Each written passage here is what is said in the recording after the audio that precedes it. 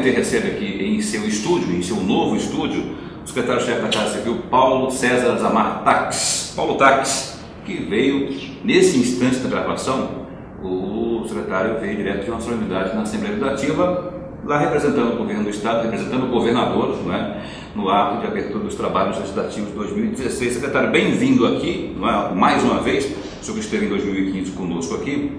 E eu já vou lhe perguntando o que consta dessa mensagem em 2016 que o senhor entregou às mãos do presidente da Assembleia, Guilherme Maluf. Paulo, é um prazer voltar aqui aos estúdios do Repórter NT, falar com o seu direto internauta. Para mim é uma satisfação voltar aqui. Basicamente, nós levamos à Assembleia a nossa mensagem de 2016, mostrando que vamos continuar fazendo o que fizemos em 2015.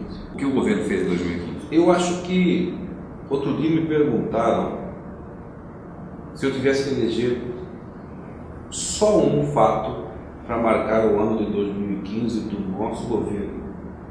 E eu, sem titubear, disse que a austeridade com o dinheiro público marcou o nosso governo. O que traduz em economia. Economia. Tudo o que fizemos em termos de gestão administrativa, e aí revisão de contratos absurdos que existiam, economia do dinheiro público em termos de gastos, dos mais simples, como por exemplo, a Casa Civil tinha mais de 30 celulares. É mesmo? E reduziu de uso funcional, reduziu para pouco mais de meia dúzia. Então, é uma economia pequena, mas se for somada. Agora vamos com uma economia grande. Na Secretaria de Infraestrutura, me lembro desse contrato. Exato, havia um contrato de uma empresa gerenciadora de obras.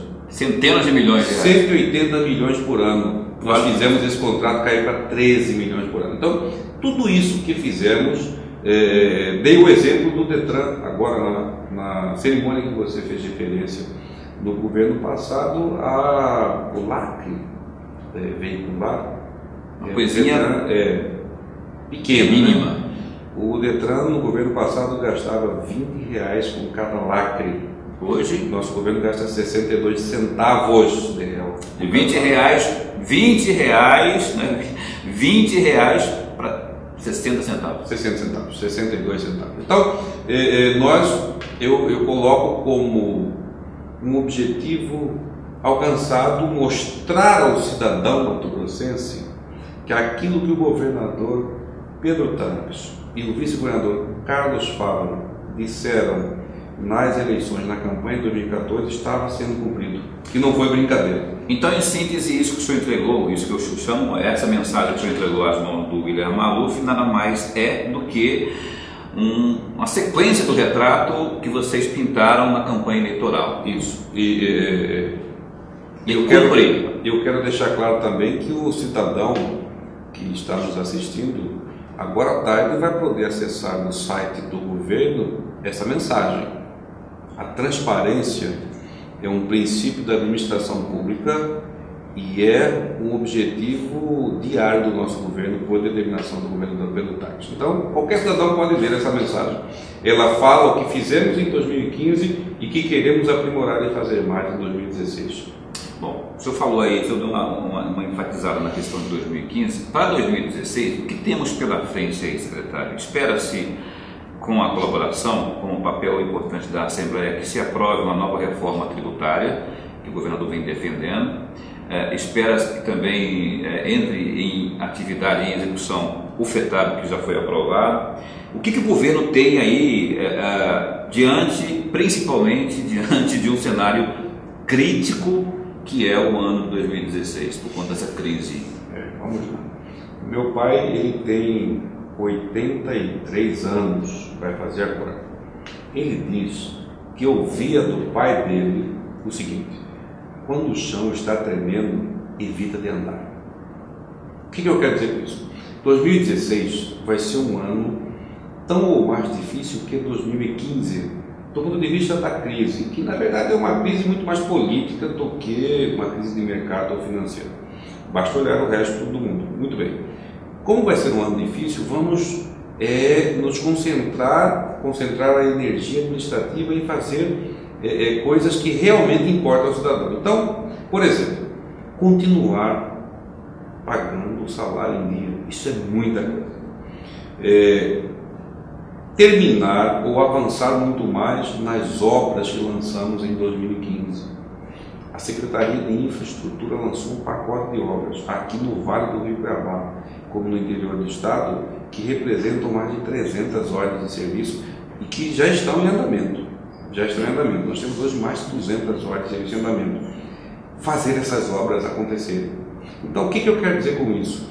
Pagando o salário em dia, fazendo as obras andarem, cuidando da saúde e da segurança, para que seja aprimorado o que fizemos em 2015. Nós pegamos a segurança do estado de Mato Grosso, um caos. Do ponto de vista de material, então, é impressionante. Nós avançamos muito. Equipamentos. Basta dizer que não havia munição. Não havia coletes. Os coletes a prova de balas que são iguais remédios vencem, estavam vencidos, quase que 100%. Não havia armamento. E tudo isso nós fomos adquirindo ao longo do ano 2015. Então, voltando à pergunta, passar o ano de 2016 vai ser uma travessia. E nós precisamos fazer com que essa travessia seja a menos dolorosa possível para o cidadão. Falando assim, a princípio, quem não está acostumado a acompanhar os números do Estado pode achar um pouco de simplismo no que está falando aí. Entretanto, feijão com arroz. Entretanto, só de saber que tem coisas que acabam resultando naquilo que o governo chama de estender as mãos para quem realmente precisa, para os municípios que o precisa. Eu tenho observado, enquanto jornalista, o governo ajudando Cáceres, ajudando Barra do Garças, ajudando alguns, Sinop, por exemplo, ajudando Cuiabá, na questão da infraestrutura, na questão do pronto-socorro também. Hospital São Benedito. São Benedito. Isso significa dizer que, otimizando, fazendo essa engenharia aí toda de economicidade, há como fazer o que eu posso chamar de feijão com arroz, mas que é fazer o Estado funcionar. Eu concordo com você. E agrega o valor à pergunta. A questão de investimento e investimento extra. Enquanto o show estiver tremendo, então o governo terá parcimônia.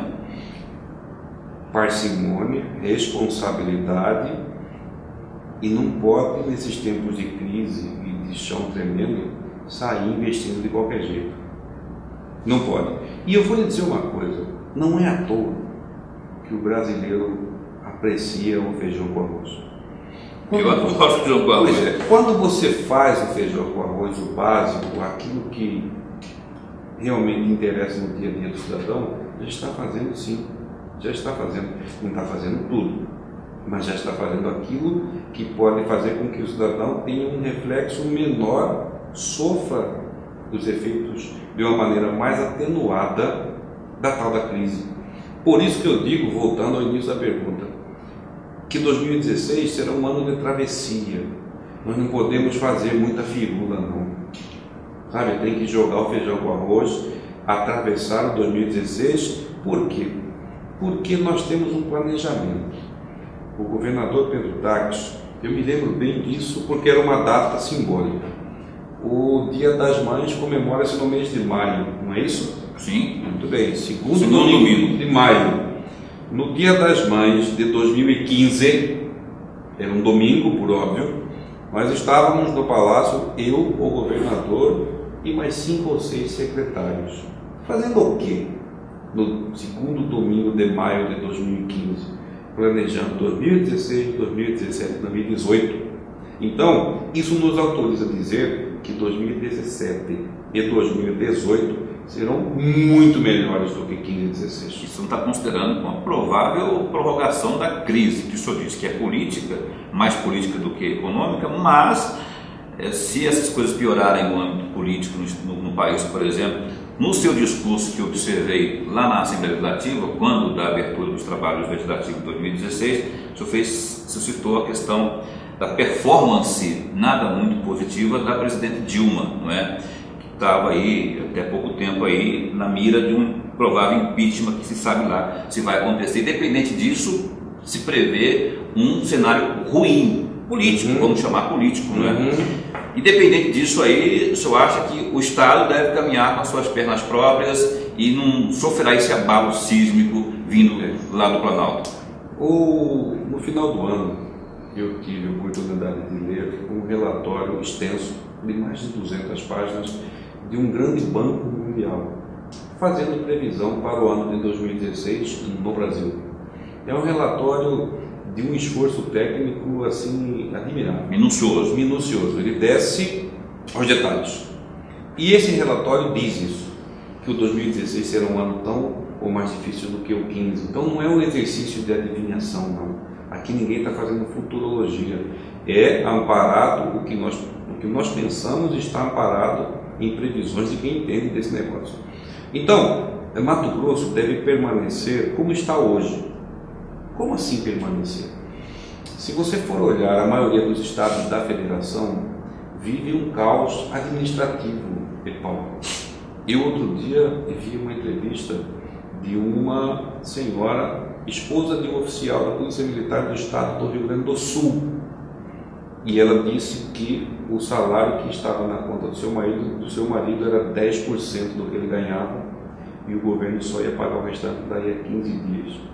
Isto é um caos. Pulando do Rio Grande do Sul para o Rio de Janeiro, a mesma coisa, talvez até pior. O governo estadual tendo que emprestar dinheiro em banco privado para pagar o servidor público. Então, nós estamos duramente combatendo esse tipo de caos, esse tipo de desrespeito ao servidor público diariamente lá no governo. Para não se juntar ao Rio Grande do Sul. Exatamente, para nos manter. Goiás, a maioria. Hoje a minoria é quem não está atrasando o salário. Então, nós devemos passar o 2016 redobrando a austeridade com o dinheiro público. E aí eu acrescento um outro detalhe. Todos nós, quando vamos começar uma experiência nova, demoramos um tempo para nos adaptarmos a ela. No governo, nós não temos o luxo de simplesmente dizer eu vou primeiro me adaptar ao serviço público. Não dá. Porque lá você tem que trocar o pneu do carro com o carro andando. Mas é inegável que com o ano nós já estamos muito mais afeitos e íntimos com o funcionamento da máquina pública. O secretário Paulo Taques está aqui falando conosco. Eu vou recordar aqui uma entrevista que eu fiz, que nós fizemos no programa Conexão com a TV Pantanal com o secretário Quileto, da pasta de cidades. Ele dizia à ocasião, e eu questionei o seguinte: secretário, ele falando que o governo tem parceria, tem projetos para executar já agora em Cáceres, em alguns municípios, Cuiabá e tal. Eu falei, então, quer dizer que está sobrando dinheiro lá no governo, secretário Quileto? Ele falou, não, Paulo, não está sobrando dinheiro, não. Só que o dinheiro parou deixou de ir para o ralo da corrupção nesse governo, não está indo mais para o ralo da corrupção. Aí a pergunta que eu lhe faço, para 2016, o governo já implementou uma série de medidas, de auditorias, o que se tem ainda para a economia? Esse contrato, por exemplo, da Cintra que o senhor disse aí, de 180 para 13, não é? Tem outros que podem vir por aí, nessas auditorias aí, quer dizer, o governo fica dependente desses julgamentos, revisão de contrato, combate à corrupção para conseguir dinheiro novo? Não fica dependente. Não é uma dependência, é um compromisso do governador em fazer isso que está fazendo. Não é uma dependência. Nós não chegamos lá no Palácio todos os dias, cruzamos os braços esperando o telefone tocar para saber se o CIRA recuperou algum dinheiro, se houve algum avanço em auditorias no sentido de voltar dinheiro público. Não. Se tem uma coisa que não fazemos é isso. Isto que está acontecendo é consequência de um trabalho que o governador Pedro Taques iniciou no sentido de auditar tudo o que ocorria na gestão passada. Mas isso é um trabalho de auditoria, não é de investigação. Essas auditorias vão continuar? Em que nível eles estão aí diante da demanda que todas as secretarias aí? Elas vão continuar? Estão continuando? As auditorias são permanentes, tanto quanto o dia vem após a noite. Elas não vão parar. Auditorias, inclusive, que nós fazemos nos nossos atos, do nosso governo. Olhando para comigo. Olhando para nós, olhando para o nosso trabalho. Auditoria não só, e é preciso dizer isso para quem nos assiste, Não só auditoria para apurar desvio de dinheiro público, casos de corrupção, mas auditoria para apurar falta de gestão. Um ambiente de governança, ele se concretiza com você colocando olhos técnicos para saber: aqui nós podemos gastar menos, aqui é um gasto desnecessário, aqui nós podemos gastar menos fazendo mais. Isso também é feito com o trabalho de auditoria. Então, a auditoria é uma coisa que não vai parar, é uma coisa que é incessante. Existe um corpo de auditores que são servidores públicos de carreira do Estado de Mato Grosso, do governo. O trabalho deles é esse. Sim. Exatamente esse. Então, quem tiver medo de auditoria tem que ir embora de Mato Grosso, porque ela vai continuar. Só para recapitular aqui, falamos de Rio Grande do Sul, Goiás, Rio de Janeiro, são poucos estados que estão hoje, que não estão atrasando o salário dos seus servidores. O estado de Mato Grosso é um deles, né? São o quê? Meia dúzia? A conta que nós temos até alguns dias é de que hoje 9 ou 10 estados ainda não atrasaram o salário. E como o nosso público é qualificado, formador de opinião, e temos dentre esses formadores de opinião servidores do Estado, o que o senhor pode dizer para esses internautas servidores do Estado que nos assistem nesse instante, quanto ao salário deles para 2016? Muito bem. Para começar pela questão da data de pagamento. Eu sou filho de servidores públicos, tenho orgulho disso. Sou o mais novo de 5 filhos. Todos eles foram criados com os salários de uma professora da rede estadual de ensino e de um servidor público da Secretaria de Fazenda, ambos aposentados. Então eu tenho orgulho de ser filho de servidor público e tenho orgulho de há 14 meses ser um servidor público. Muito bem. Nós estamos fazendo um diálogo, mantendo um diálogo com o servidor público através do fórum sindical que nunca havia ocorrido em nenhum governo. Não sou eu que estou dizendo isso, são os presidentes dos sindicatos que me disseram isso. Do dia 23 de dezembro de 2015 até o dia 30 de janeiro de 2016, nós fizemos 7 reuniões com o Fórum Sindical, 2 delas com a presença do governador. É um diálogo inédito. Que não é comum o governador participar de reunião com o sindicato. É inédito e histórico. Por que nós estamos fazendo isso? Porque o governo passado, ele deu alguns aumentos para os servidores públicos para incorrer na nossa gestão, que são verdadeiros cheques sem fundos. Bombas de efeito retardado do ponto de vista administrativo. Então nós estamos conversando com os servidores exatamente para que seja mantido o salário em dia, né? Que eu acho e tenho certeza que ninguém discorda disso. O salário de servidor público é uma coisa sagrada, né? Não se deve mexer nele. Manter o pagamento em dia, né? E também, dentro da possibilidade orçamentária do Estado, honrar alguns compromissos, como o reajuste, o RGA, que é o reajuste anual. Então, o que eu posso dizer ao servidor público? Digo com absoluta convicção. Eu, um dia, não estarei mais na Casa Civil.